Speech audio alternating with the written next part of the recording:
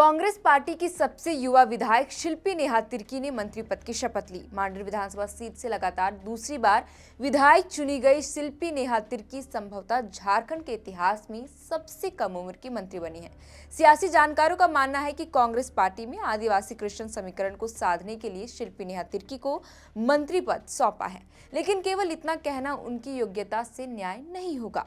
बंधु तिर्की जैसे दिग्गज नेता की राजनीतिक विरासत को आगे बढ़ा रही शिल्पी नेहा तिर्की काफी पढ़ी लिखी हैं। उनमें केवल सियासी ही नहीं बल्कि जनहित से जुड़े मुद्दों की भी गहरी समझ है। शिल्पी नेहा तिर्की में प्रशासनिक दक्षता भी है। गौरतलब है कि हालिया संपन्न चुनाव में कांग्रेस की शिल्पी नेहा तिर्की ने मांडर सीट पर भाजपा के सन्नी टोपो को 22,802 मतों से हराया है। शिल्पी नेहा तिर्की का राजनीति में आना भी अप्रत्याशित था। दरअसल 2019 के विधानसभा चुनाव में मांडर सीट पर बंधु तिर्की ने झाविमो के सिंबल पर जीत हासिल की थी। चुनाव बाद वह कांग्रेस में चले गए। इसी बीच अप्रैल 2022 में बंधु तिर्की को आय से अधिक संपत्ति के मामले में पीएमएलए कोर्ट ने 3 साल की सजा सुना दी। जनप्रतिनिधित्व अधिनियम 1951 की धारा 9A के तहत उनकी विधानसभा की सदस्यता चली गई। चुनाव लड़ने पर भी 10 साल के लिए रोक लगा दी गई।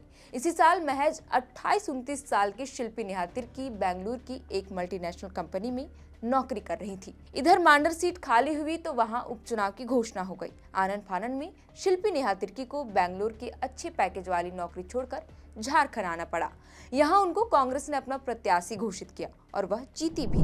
जुलाई 2022 में शिल्पी नेहा तिर्की ने झारखंड के सबसे युवा विधायक के रूप में शपथ ली थी। अब 2024 में वह दोबारा विधायक निर्वाचित हुई हैं। शैक्षणिक योग्यता की बात करें तो शिल्पी नेहा तिर्की ने बेंगलुरु के क्रिस्ट कॉलेज से बिजनेस एडमिनिस्ट्रेशन में ग्रेजुएशन किया है। फिर उन्होंने सेंट जेवियर कॉलेज मुंबई से मार्केटिंग कम्युनिकेशन में पीजी डिप्लोमा किया।